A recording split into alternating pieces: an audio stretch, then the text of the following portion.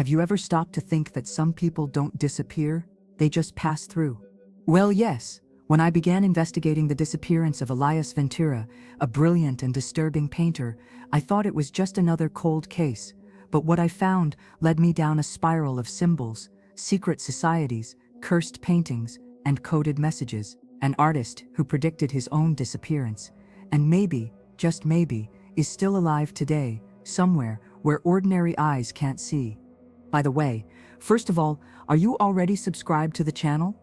If not, subscribe now, that way you won't miss any episodes of these true stories that seem straight out of a movie. And of course, if this kind of investigation intrigues you as much as it intrigues me, please like and comment below what you already know or think you know about Elias's case. This will really help the channel reach more people like you. What you're about to see isn't just a disappearance. It's a true story involving art, madness, conspiracy, and the feeling that, somewhere between the paint and the silence, there's a truth no one has had the courage to tell. Until now, because today, you'll join me in one of the most mysterious and dangerous investigations of my career, the case of the missing painter. When I first heard the name Elias Ventura, I was in the cold file room of the Unsolved Cases department. It sounded familiar, as if an old memory was trying to emerge from my mind. A Spanish expressionist painter, active in the 1990s, with a visceral style, almost painful to look at. The colors screamed anguish, and the lines, well, they seemed to cry out for help. I soon realized this wasn't just another missing person. There was a deep echo behind the silence that enveloped him. Elias wasn't exactly the kind of artist who frequented gallery cocktail parties, reclusive, eccentric, and enigmatic. He often painted late into the night, sometimes for days at a time, locked in his seaside studio. It said he didn't speak to neighbors, avoided interviews, and rarely exhibited his work, even with million-dollar offers on the table. It was as if art were his secret code, and deciphering it would be touching a dark part of the human soul. As an investigator, I've dealt with brilliant criminals, but Elias possessed a different kind of complexity, that of someone who bleeds silently, with brushstrokes. What intrigued me most was discovering that he came from a humble family, marked by tragedy. His father disappeared when he was a child, and his mother was diagnosed with severe schizophrenia years later. This troubled past seemed to have shaped every inch of Elias's psyche. In old reports, I found notes from him stating that art was the only place where madness made sense. That stuck with me for days. It's curious how certain traumas, when left untreated, transform into language, sometimes into words, sometimes into paint. But what really gave me chills was his gaze. Yes, his gaze. In one of the few photographs available in the archives, Elias stares into the camera with an almost unsettling intensity, as if he could see whoever was on the other side of the lens, or whoever would, decades later, try to understand his disappearance. It was the kind of image that haunts you, you know? As if to say, "Are you ready to discover the truth, Catherine?" And I knew, deep down, that this story would take me down paths I hadn't even dreamed of yet. The summer of 1997 in Catalonia had a dense air, as if the heat were trying to say something no one wanted to hear. The small coastal town of Calella, where Elias lived, was one of those places where time seemed to float, ancient, charming, and full of secrets hidden among cobblestone alleys and whispers on balconies. At that time, tourism was booming. Artists huddled in smoky cafes, and nights were filled with cheap wine and revolutionary ideas. But there was also a tension in the air, an unease that hovered between glances and between the lines. It was in this vibrant landscape, between art and chaos, that Elias became even more isolated. While other artists sought recognition and invitations to international exhibitions, he retreated to his house, his windows always closed. People said he talked to himself, that he heard voices, but the curious thing is that these stories didn't drive him away. On the contrary, they increased the mysticism surrounding him. The city began to see Elias as a kind of possessed genius, someone who channeled the supernatural into his works. I'd been to many strange places, but this one had a different weight, as if something were about to emerge from the past. At the same time, Catalonia was facing a strong social duality. On one hand, the post-dictatorship cultural flourishing, on the other, the emergence of radical groups seeking to revive obscure and esoteric traditions. It wasn't just bohemians painting on walls, there were secret societies meeting in basements, ancient cults resurfacing under the guise of performance art. And guess who was frequently mentioned in the more reserved circles? Elias. Some said he participated in these meetings, others said his paintings were inspired by rituals seen in these closed ceremonies. The line between art and madness there was dangerously thin. It was at this point that I began to realize that Elias's disappearance might not have been an isolated act. He didn't vanish into a vacuum. He vanished into a context where creative and troubled minds intermingled like fresh paint on a wet canvas. The summer of 1997 marked the height of something strange in that village. And if you've ever investigated the unexplainable as I have, you know that some events are not coincidental, they are silently orchestrated. And that orchestra was about to play a final note that would change everything. The first time I saw an original work by Elias was at a clandestine exhibition in Marseille. It was a huge, almost suffocating canvas, with a human face distorted amid shadows and red stains that looked more like open wounds. I remember standing there, motionless, feeling a strange unease, as if he had painted it directly from the collective unconscious. His style was raw, visceral, an anguished expressionism that didn't ask permission. He didn't paint to please. He painted to purge. And that, however uncomfortable, was mesmerizing. Few people know, but Elias's success began in Paris, somewhat by chance. A French critic, known for hating everything, stumbled upon one of his paintings in an alternative gallery and wrote a scathing review, which, ironically, caught the attention of collectors. It was as if by destroying the work, he had revealed to the world something no one wanted to see, but everyone needed to feel. From that moment on, Elias became a cursed and cult name. A kind of modern Van Gogh, alive but always on the brink of the abyss. And he knew it. He accepted it as both a burden and fuel. Interestingly, despite his international recognition, Elias refused contracts with major galleries. He thought it was all a sham.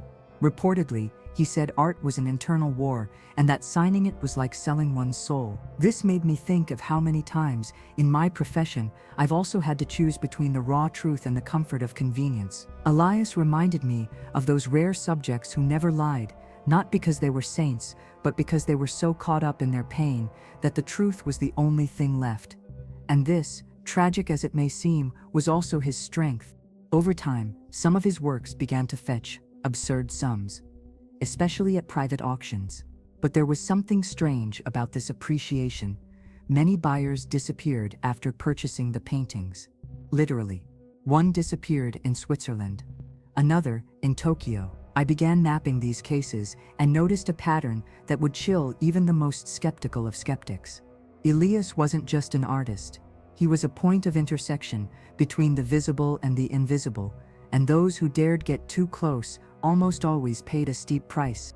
The Whisper in the Mirror wasn't just a painting, it was almost a sensory experience. The first time I came across a photograph of this work was in a hidden file, filed under seal, even unfinished.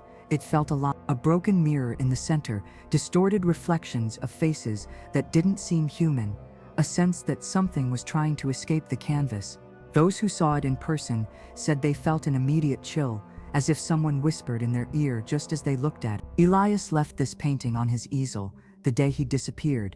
It was like a visual goodbye, but with too many questions to ignore. I investigated statements from 3 people who saw the work days before it disappeared. They all used similar words: disturbing, disturbing, not of this world. One of them, a retired restorer, claimed it contained pigments not found in the traditional art market. This led me to consult a forensic chemist, and indeed, some of the paint had an unknown composition. It appeared to be mixed with some kind of organic matter. When I heard this, I immediately remembered an old case in Florence where an artist used human blood in a series of cursed paintings. Had Elias crossed that line too? Behind the scenes in the art world, The Whisper in the Mirror became an obsession. Several dealers wanted to buy it, even incomplete. But there was also a real fear among those closest to it. The work carried, they said, a strange energy. When I visited the studio, years after its disappearance, the place was sealed, but the painting had vanished. No one knows where it went, and the only visual record is a damaged negative found behind a bookshelf. But even so, that image haunts me to this day. I've heard whispers even when I'm not in front of it. Coincidence? Maybe, but I've since learned that not everything is. The strangest thing about this painting is that it seemed to be some kind of coded confession. Elijah left symbols on it that only made sense when I came across manuscripts found in an esoteric order in the same city. The mirror, in their tradition, represented a passage between realities, and the whisper, well, some say it was Elijah's voice trying to warn us. About what? I still don't know. But back then, my instinct told me the key to the disappearance was hidden in that painting, or in what it caused in those who dared to look too deeply. The last time Elias Ventura was seen in public was on a sultry Friday night at Bar El Marujo, a modest beachfront spot frequented by artists, fishermen, and philosophical drunks. According to reports, he was visibly impaired, but not by alcohol. Those who knew him said he seemed in a trance, as if battling something inside his own mind. He sat in the darkest corner of the bar with a notepad, scribbling frantically. And then a man no one recognized entered. He wore a beige jacket, a fixed gaze, and a worn leather briefcase. The air in the place changed. Their conversation was initially silent, full of tense glances and small gestures, but within minutes, it turned into a heated argument. Elias stood up, knocking over his chair, and pointed his finger at the man, saying something like, "You're not going to shut me up." A few people tried to intervene, but the mysterious collector calmly left, as if he'd already gotten what he wanted. Elias, on the other hand, remained agitated, left the bar without paying, and disappeared into the narrow streets of the village. He was never seen again after that night. No cameras, no trace, as if the darkness had swallowed him. I tried to track down this man's identity by every means possible. Local police records, security cameras, even entries in the guest book of a nearby inn. Nothing, no description matched. It was as if he didn't exist or had been erased. The only clue was a napkin left on the table where they'd spoken. On it, a word was written in red ink. Reversion. It sounded like a technical term, but it also sounded ritualistic. When I brought this to a historian of occult art, he told me, in the Hermetic tradition, reversal is when the artist transcends the boundaries of matter to alter existence itself. That gave me chills. Since then, this encounter has become a legend among the townspeople. Some say Elias was coerced into handing over something, perhaps the whisper in the mirror, or information about its creation. Others believe the man was an emissary of a group that purchased works with, shall we say, unconventional properties. The fact is, after that night, Elias dissolved into nothingness. But as any good investigation has taught me, nothingness always leaves traces, and it was by following these invisible traces that I approached an uncomfortable truth. Something that no paint or canvas could contain for long. If you want to understand what can drive a brilliant man to collapse, just look at the relationships he builds and destroys. In Elias's case, the emotional epicenter was Mirella Argento, his former partner and most loyal gallery owner. The two were like fire and gasoline, intense, passionate, creative, and dangerously volatile. They worked together for almost 8 years, and during that time, Mirella was much more than an agent. She was his emotional translator. She knew every nuance of his art, and perhaps every fragment of his madness as well. But what began as an artistic symbiosis turned into a silent war. There are indications that Mirella long tried to protect him from himself. According to letters I've accessed, written by Elias and never sent, he accused her of selling her soul for applause by accepting offers to exhibit his works without his permission. In one of these letters, Elias said that Mirella put his paintings in golden cages, but killed their essence in the process. And yet everything indicated he still loved her. It's not uncommon, upon closer investigation, to find this kind of toxic connection. Two brilliant beings who, instead of healing, feed each other's wounds. But Mirella wasn't his only turbulent connection. The art world can be as competitive as the criminal underworld. Elias had run-ins with influential critics, rivalries with painters who said he forced weirdness to stand out, and accusations of plagiarism involving a series of paintings that mysteriously disappeared. And there was a long-standing rumor about a physical altercation between Elias and another artist in a Madrid gallery. The disputes, it seems, weren't just aesthetic. They were about dominance, influence, fear, and control. And where there's power at stake, there are always those willing to do anything. I've learned throughout my career that the key to many disappearances lies in the most intimate relationships. Friends who've seen too much, loves who became threats, colleagues harboring well-disguised envy. And in Elias's case, the closer I got to the truth, the more I realized he was surrounded by people who claimed to love him, but perhaps wanted to erase him. The question that lingered in my mind was simple and frightening. Who, among all these close faces, would have sufficient reason to make him disappear or to help him disappear of their own free will? Elias's studio was almost a time capsule, thick dust on furniture, unfinished canvases leaning against peeling walls, and in the center, a wooden box locked with an old latch. I gained access to the place with authorization from the local police years after the disappearance, and what I found inside that box still haunts me. There were about 20 letters, all handwritten, but none addressed to anyone specific. Some were in Spanish, others in archaic Latin, and even an ancient form of Catalan. Most of them began the same way. For those who dare to understand, it was at that point that I realized Elias didn't just foresee what was to come. He wanted to leave clues. These letters were filled with geometric symbols, spirals, and anthropomorphic figures that seemed to have come from an ancient ritual, but most disturbing were the coded messages. One, in particular, read, "The reflection can be the prison or the path." Another simply said, "The eyes that see the silence must close before the eclipse." It sounds like strange poetry, but for those familiar with ritual symbolism, this is a clear warning. I showed these writings to an esoteric consultant I worked with, on another case involving ritualistic disappearances. She remained silent for several minutes before saying, "He knew he was going to disappear, and he left instructions not to be found."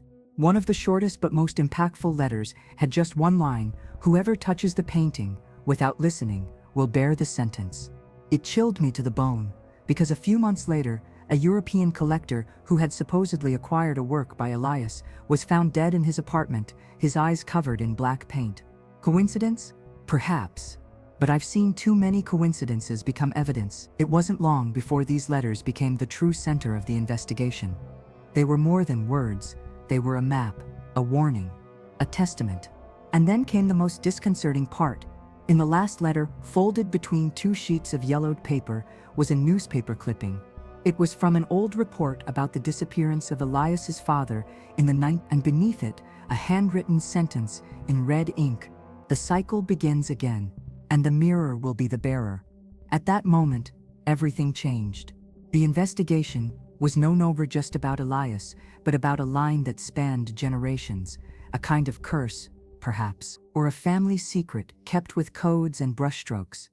This was no longer just a case. It was an enigma stitched together in blood and silence.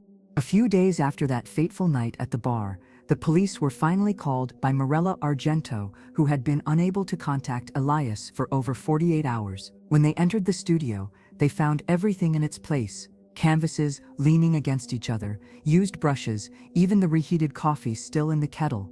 No signs of a struggle, a hurried escape, or any signs of forced entry.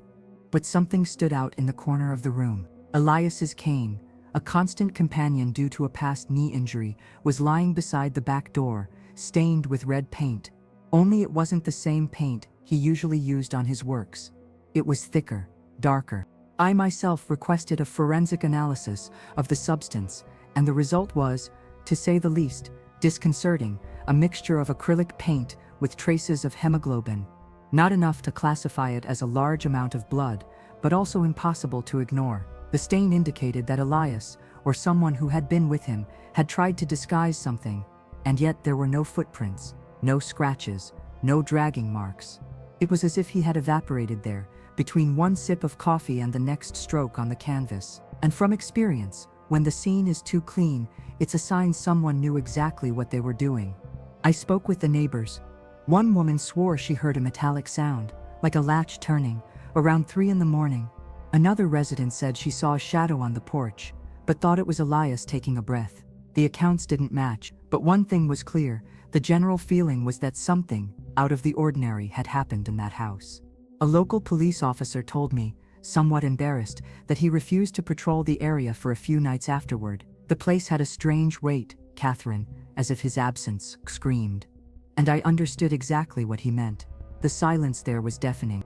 Days later, I received an anonymous call from a muffled voice, perhaps electronically distorted. The caller simply said, "Don't look for him in the obvious places. He crossed over." I didn't know if it was a prank, a threat, or part of the puzzle, but I began to suspect something. What if Elias hadn't been taken? What if he'd chosen to disappear but with help? The stained cane could be a message, or a symbol. The question wasn't just where he was, it was why he'd gone, and what he intended someone like me to discover, years later, by sifting through traces of the invisible. I always say, the first 7 days in any disappearance are crucial. But in Elias's case, those 7 days were wasted due to a mixture of disinterest, lack of preparation, and a good dose of prejudice. The local police treated the case as another eccentric artist who decided to disappear on his own, in the words of the chief of police at the time. According to the report, there was no evidence of foul play, so there was no urgency. Meanwhile, the leads grew cold, the trails disappeared, and the versions began to blur. When I arrived in town years later, the smell of omission was still in the air. The few investigations carried out at the time were formal and poorly documented. There was no thorough forensic examination of the studio, no real search of the trails surrounding the house, no formal interrogation of Morella Argento or the strange collector from the previous night. The recordings from public security cameras in the area, they had already been overridden. The inspector in charge of the case ended up being promoted months later, even though the investigation was stalled. All of this reeked of smothering to me. Not intentional, perhaps, but fraught with a dangerous negligence that in certain contexts can serve the wrong interests. The truth is that many of those involved at the outset of the case had little or no preparation for dealing with a disappearance full of psychological and symbolic nuances. Investigating a robbery is one thing, deciphering the steps of someone like Elias Ventura is quite another. When I revisited the police station's files, I found pages and pages of blank pages, reports with gaps and incorrect dates, and ignored testimonies. One of them, in fact, was from a teenager who swore he saw Elias walking along the train tracks 2 days after he disappeared. He was never taken seriously, and he disappeared from the city months later. In every unexplained disappearance, there's a decisive moment when the truth recedes and the myth begins to take shape. In Elias's case, this point was precisely the police's initial failure. Without a solid investigation, rumors gained momentum, conspiracies flourished, and the subtlest trails were lost. But as a good and somewhat stubborn investigator, I knew that myths also hide truths. And I decided that if the institutions hadn't dug deep enough, I would. But I had no idea what I would find when I plunged headfirst into this labyrinth of paint, mirrors, and silence. I knew I was onto something dangerous when I started hearing rumors about an informant. He was a local, a simple man named Antonio, who claimed to have seen Elias enter an abandoned mansion on the outskirts, an old, dilapidated building that many believed had been deserted for decades. Antonio approached me one night, at the bar where everyone knew everyone else, and said he had something important to tell me. He seemed nervous, as if the mere thought of speaking was suffocating him. But, like a good investigator, I knew it had to be heard. Over the next few days, Antonio told me he had seen Elias several times, slinking through the shadows and entering the mansion through a secret door. He claimed the artist seemed to be being followed by someone, but he never spoke about it until the night he finally found the courage to confront him. When Antonio told me this, his voice trembled, and he said Elias had told him, "Don't look for me there, don't you dare." But for him, these words were not a warning, but a challenge. The next morning, Antonio was found dead in his home. The police, as always, treated it as an accident, a simple fall down the stairs. But something deep inside me, told me it was more than coincidence. Investigating further, I discovered that Antonio was far from alone in paying attention to that mansion. Ancient accounts mention strange activity occurring there, especially on nights with a full moon. What if Elias knew he was being followed? What if he had used that mansion as a hiding place for something even deeper, perhaps something that shouldn't be found? Antonio's case made me reflect on something we rarely mention in investigations: the price of curiosity. some secrets are protected with lives, and Antonio paid the price for what he saw. The most disturbing thing was discovering, weeks later, that Antonio's death had been more than a sad accident. He was trying, in some way, to seek justice. In the days leading up to his death, he had reached out to other witnesses who also claimed to have seen Elias near the mansion, but these witnesses disappeared without a trace. What began to become clear to me was that Elias wasn't running away, he was being hunted, and perhaps, as always happens in these cases, he was so caught up in his own enigma that he no longer knew if he could escape it, or was he simply trying to escape his hunt? Throughout my investigative career, I had dealt with various types of crimes in the art market. But Elias's case revealed a network of corruption I never imagined I would encounter. It wasn't just about his work or his disappearance. It was clear there was something much larger at play. During my investigations, I realized that his paintings were at the center of a conspiracy involving forgeries of works by famous artists, and Elias seemed to have become a target by accident. The pieces he created were so unique and genuine that they became highly sought after by collectors and forgers worldwide. It was through an old art auction in London that I began to connect the dots. A series of Elias's works were sold for exorbitant sums on underground markets, and these works, while bearing all the painter's hallmarks, were in fact perfect forgeries. What's more, these pieces began to be associated with an international network of illicit art trafficking. High-profile collectors and organized criminals began to see Elias as a gold mine, but not in the way he imagined. Instead of being a symbol of pure creativity, his works were being transformed into commodities, objects for money laundering and power. Among the documents I found in a Spanish government archive were records of an art cartel that had its roots in Barcelona. Over time, I learned that Elias had been sought out by one of the cartel's leaders, someone known in the art underworld as the Collector. He was interested not only in Elias's works, but in total control of their creation. What began to seem obvious was that, for some, Elias was more valuable dead or missing than alive. If he died or simply disappeared, the value of his original works would skyrocket, without the risk of him objecting or making new discoveries. Elias, at some point in his journey, realized the great lie he was immersed in. He no longer sold art to live, but to maintain his refuge. And it was there, deep in this journey, that he became aware of the real threats surrounding him. When, months before his disappearance, he turned down $1 million offer from a powerful collector, things started to get dangerous. He began to suspect that the art cartel was trying to control him. But as in many cases of individuals with great power, the real question is not why was he persecuted, but who persecuted him, and the answer always seemed more complex than I wanted to admit. The most unexpected clue in the case emerged over 1,000 kilometers from Catalonia, in an abandoned warehouse on the outskirts of Berlin. I was alerted by an anonymous source that a work by Elias had resurfaced, years after his disappearance, at a clandestine art exhibition in Kreuzberg.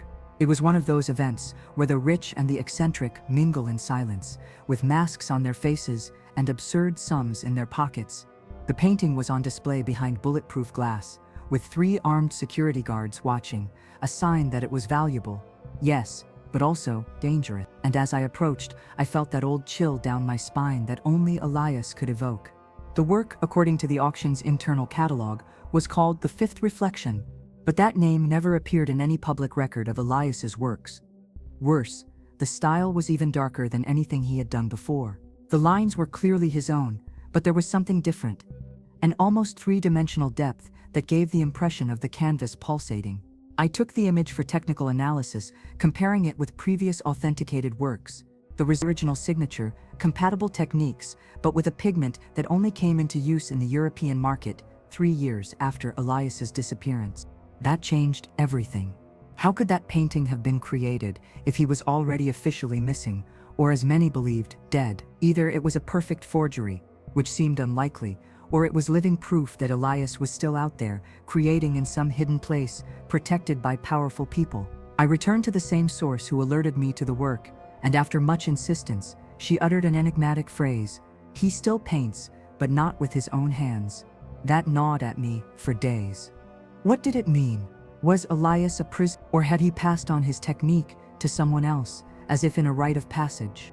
This resurfaced painting ignited a new fire in the investigation. Now, We weren't just talking about a disappearance, but about a possible Elias in captivity, an Elias who might have been forced to continue creating under surveillance. Or worse, someone was using his name to keep the legend alive, while producing fake works with almost spiritual precision. The art world thrives on myths, and Elias Ventura, with his disappearance, had become the greatest of them all. The question forming in my mind, and becoming increasingly urgent, was what if this painting wasn't just a clue? What if it was a cry for help in disguise? The deeper I delved into Elias's universe, the more I realized that his paintings weren't just art, they were codes. Symbolism wasn't just an aesthetic influence for him, it was a language, a structure of thought, a deliberate attempt to communicate the unspeakable. One of the scholars I interviewed, a semiologist from Lisbon, even said that Elias painted as if he were performing visual spells. And honestly, I don't disagree. In his works, spirals repeated themselves, pupilless eyes appeared in meticulously arranged patterns, and certain hand gestures formed symbols used by occult orders since the 5th. This obsession began early, according to his sister Helena, a reclusive and equally enigmatic figure. She said that Elias spent hours in the city library reading about alchemy, sacred geometries, and ancient religions. His sketchbooks often featured drawings of Kabbalistic circles, inverted mandalas, and Norse runes. When I confronted an occult scholar with a series of notes found in the studio, he said something that stuck with me. "Catherine, he wasn't just studying symbolism, he was trying to activate something." That echoed in my mind like a warning or an invitation. There's a detail that few have noticed in one of his most studied works, the voice without a mouth. In the lower right corner of the painting, hidden among patches of black paint, is a small triangle with a red dot in the center. This symbol also appears in the enigmatic letters I mentioned earlier, and interestingly, is used by a secret society called Fractus Lumen, a group with roots in Renaissance esoteric alchemy. I began cross-referencing the names of dealers and collectors who purchased Elias's works with financial records of donations made to institutes linked to this group. And bingo, the connection was real and disturbing. This web of symbols and societies led me to understand that Elias might have been fighting an inner battle between revealing something much greater or protecting it. Some believe he discovered a visual formula capable of inducing altered states of consciousness in those who observe his works with prolonged attention. Sounds absurd? Perhaps.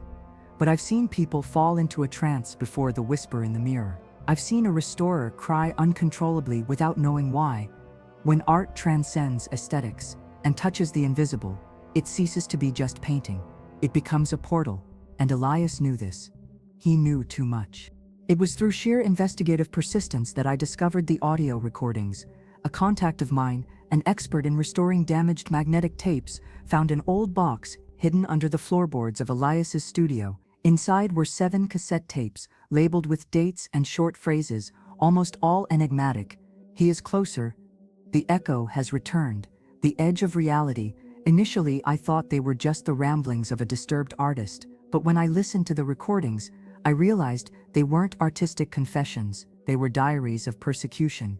Elias recorded voices, noises, and monologues in which he repeated, "They watch me without eyes." The quality of the recordings varied, but some were incredibly clear.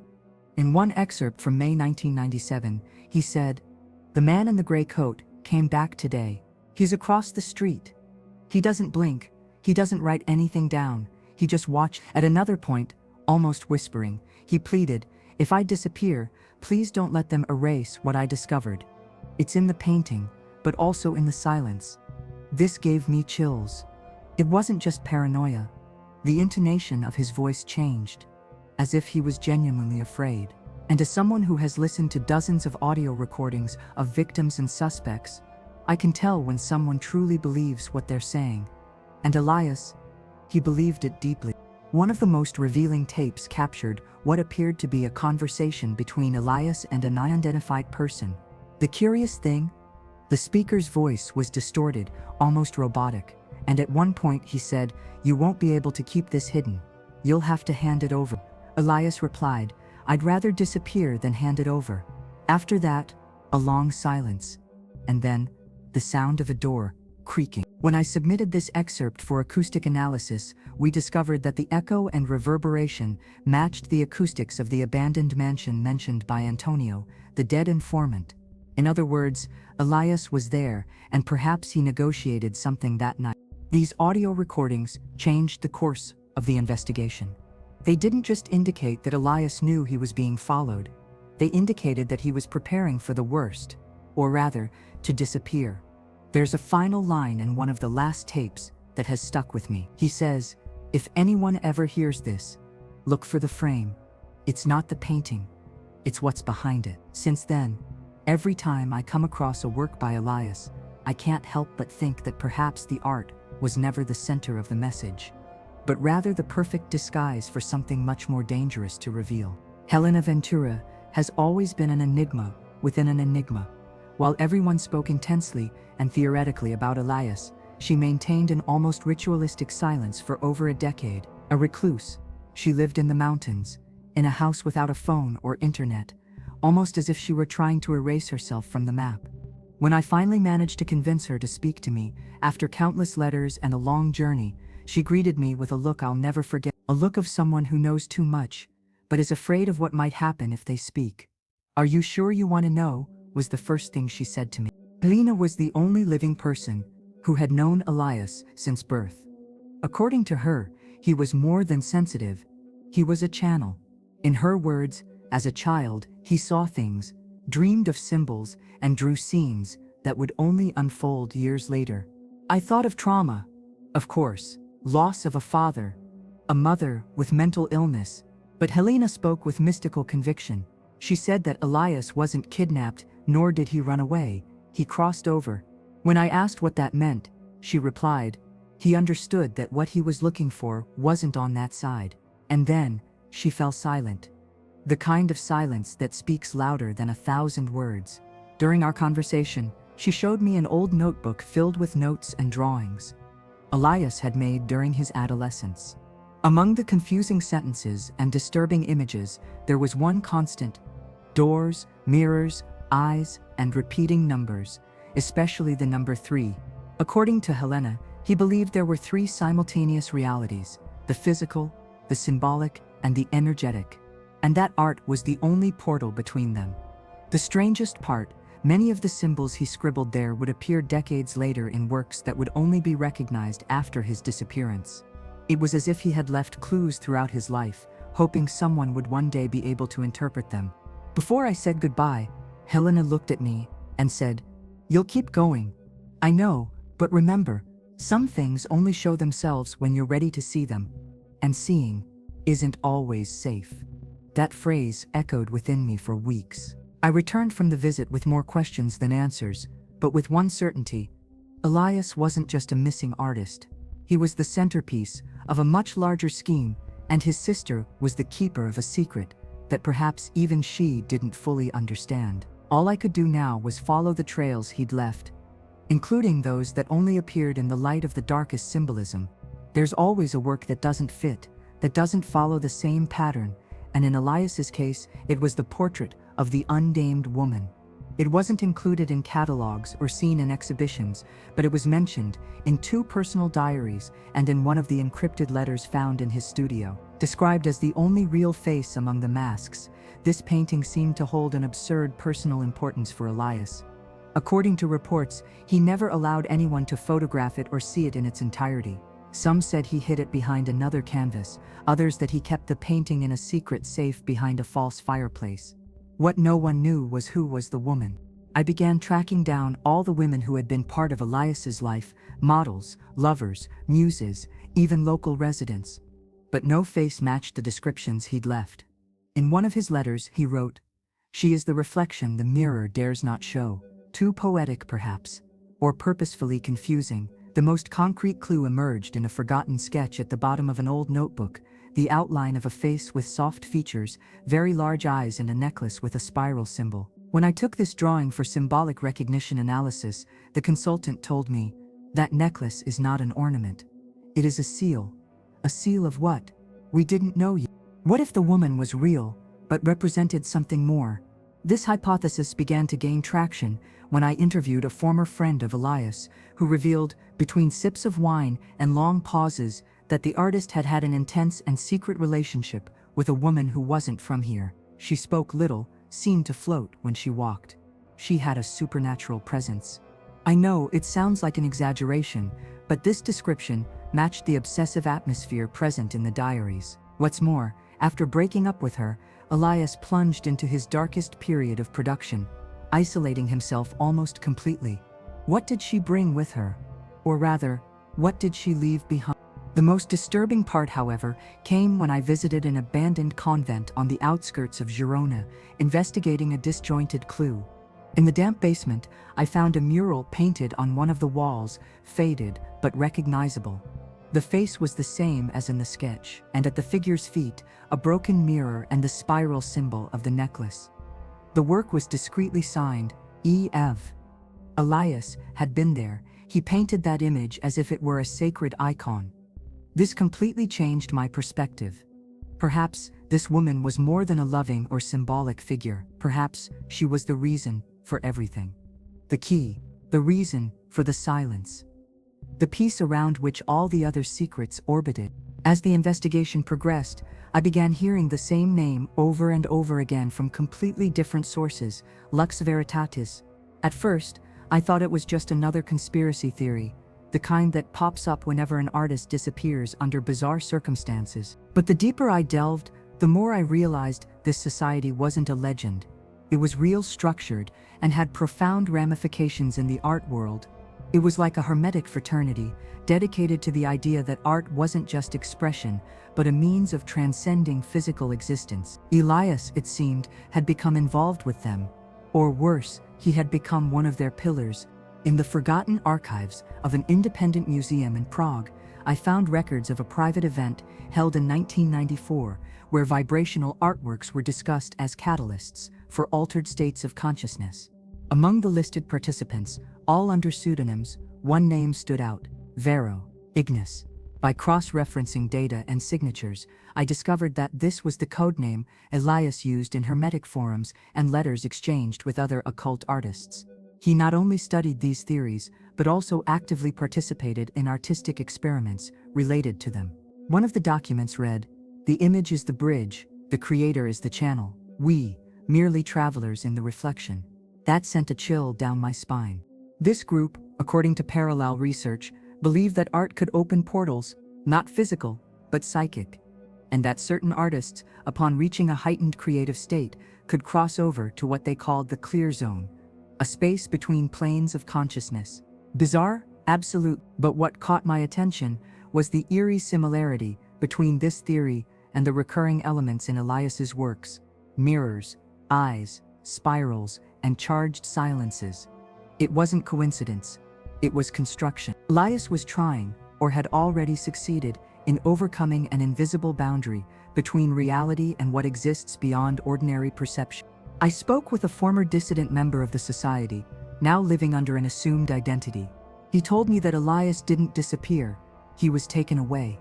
He used the expression precisely, as if afraid of even words. According to him, Elias had created something that shouldn't be shared, a work capable of opening people's minds irreversibly, and the society wanted to control it.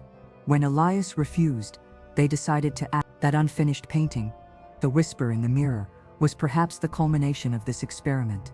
And if that's true, then perhaps his disappearance isn't the end of the story, but the beginning of something yet to come.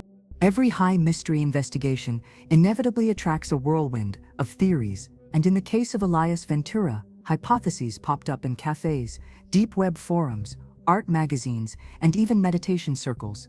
Some were completely absurd, like the one that he had been abducted by interdimensional entities after completing his vibrational work. Others were strangely plausible. One of the most talked about is that Elias faked his own disappearance with the help of the secret society to continue producing without interference from the outside world. The argument? His works would be too dangerous if they fell into the wrong hands. And I, honestly, don't rule it out.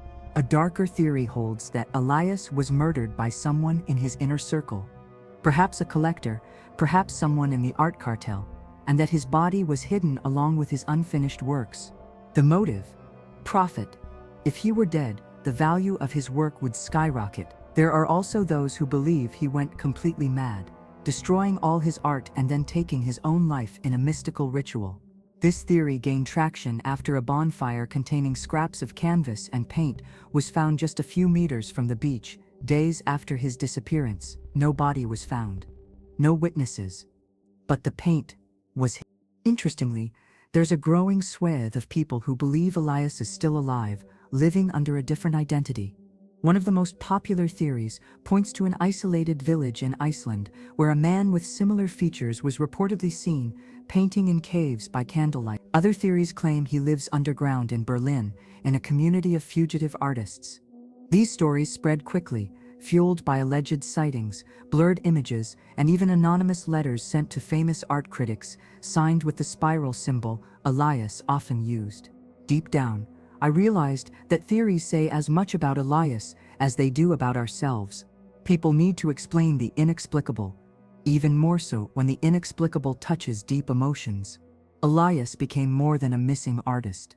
He became a symbol, a mirror, like the one he painted so often. Each theory is a reflection of the fear or desire of its holder, and perhaps this is the answer closest to the truth. Elias didn't disappear. Elias fragmented into stories, paintings, suspicions, and dreams. And the more we try to find him, the more we stumble upon our own labyrinths. In the world of investigations, there's a special kind of courage that only a few investigative journalists possess, and unfortunately, it's the same courage that often costs them dearly. Alfonso Mendez was one of them. Known for digging deep where no one else would, he began investigating the disappearance of Elias Ventura on his own in 2002, when the case had already been practically buried by the mainstream media. He traveled from city to city with a brown leather suitcase full of notes, tapes, and newspaper clippings. Rumor has it he slept in hostels and spent everything he earned buying information. In his own words, "I'm putting together a puzzle that no one wants to see complete." I obtained access to excerpts from an interview he gave months before he disappeared. He claimed he had gathered evidence that Elias was not only alive, but also being kept under surveillance by an international group linked to art trafficking and psychic experiments. Mendez was about to publish a complete dossier with dates, names, and the location of a supposed bunker where Elias was hiding. It was then that he vanished without a trace. The hotel room where he was staying was found intact, suitcase gone, laptop turned off, clothes hanging up as if he were returning, but he never did. In the following weeks, I received a manila envelope with no return address. Inside were 5 typed pages titled Fragments of the Mendez Dossier. In it, Alfonso described the involvement of 3 European art dealers, 2 former members of Fractus, Lumen, and a Spanish politician who frequented esoteric circles. But what frightened me most was the document's last sentence. They don't protect Elias. They protect what Elias discovered. I froze. From that moment on, everything that had been speculation became urgent. If someone killed or disappeared an experienced journalist just because he knew too much, then what he knew was too great to ignore. Mendez's whereabouts remain as deep a mystery as Elias's. Some believe he fled for cover and continues to investigate in the shadows. Others say he was eliminated. The most ironic thing, his work served to reignite interest in the case. Much of the data I used in my own investigation came from the trails he left. Notes and footnotes, names scattered in letters, interviews archived on mini-discs. Alfonso, like Elias, seems to have understood that some truths can't be contained by a single name. They spread, and sometimes those who try to contain them simply disappear along with them. Today, the Elias Ventura case remains unsolved. No body, no confession, no definitive proof that he is alive or dead. It's as if the artist has achieved what so many silently desire, to erase his presence without disappearing from collective memory. His name appears in conspiracy theory forums, academic articles, and independent documentaries. Most treat the case as an artistic enigma, but some already recognize that there's something deeper at work. A pattern, a symbolic structure, a series of decisions that transformed Elias into a legend, perhaps without his having planned it. Recently, new documentaries have emerged, investigating the cultural impact of his work. A French TV series revealed that at least 4 collectors died or mysteriously disappeared after acquiring paintings of dubious origin attributed to Elias. Another Spanish project posits that his life was an extreme performance experiment and that his disappearance was the final act of a living work. Honestly, I watched the whole thing. I analyzed the frames, pause by pause, because in cases like this, any forgotten detail can spark a new investigative path. And with Elias, I learned that even silence has hidden layers. Currently, a new generation of researchers, artists, and academics is trying to decipher the symbolism of his works. Some believe that placing all the paintings side by side in chronological order would reveal a hidden pattern, a spiritual map, as it's been called. Others say the real Elijah is no longer among us, but left instructions for someone to continue his mission. The strangest part? An anonymous young artist has been presenting himself as his heir, signing paintings with the same spiral symbol. The press calls it a publicity stunt, but those who delve deeper into the case sense there's something more. Time passed, but the mystery didn't fade. In fact, it matured, like strong wine or ink that darkens with age. And every time I think of Elias, I recall a phrase I jotted down in my notebook in the early days of the investigation. He didn't want to be found. He wanted to be deciphered. We may never have a definitive answer, but the search for Elias is, ultimately, a journey into what lies deepest within us. The desire to understand what is real and what is hidden behind the frame. Now tell me, how many stories like this are being forgotten, distorted, or hidden simply because no one dared to truly investigate? And more importantly, what would you do if you discovered something so powerful that it could change everything, but by revealing it, you risked disappearing forever? The case of Elias Ventura isn't just about a man who disappeared, it's about the truths we prefer not to see. It's about what lies between the lines, whether in a painting, a silence, or our own history. And perhaps, deep down, the great mystery here is, why are we so accustomed to accepting shallow explanations when the world is full of layers waiting to be deciphered? If this story touched you, leave a comment. Do you think Elias is alive? If given the chance, would you open the painting hidden behind the mirror? Or would you rather not know? And of course, if you want to continue diving with me into real mysteries, in-depth investigations, and stories no one else dares to tell, subscribe to the channel now, activate the bell, and join me for the next episodes. Because the truth never disappears completely.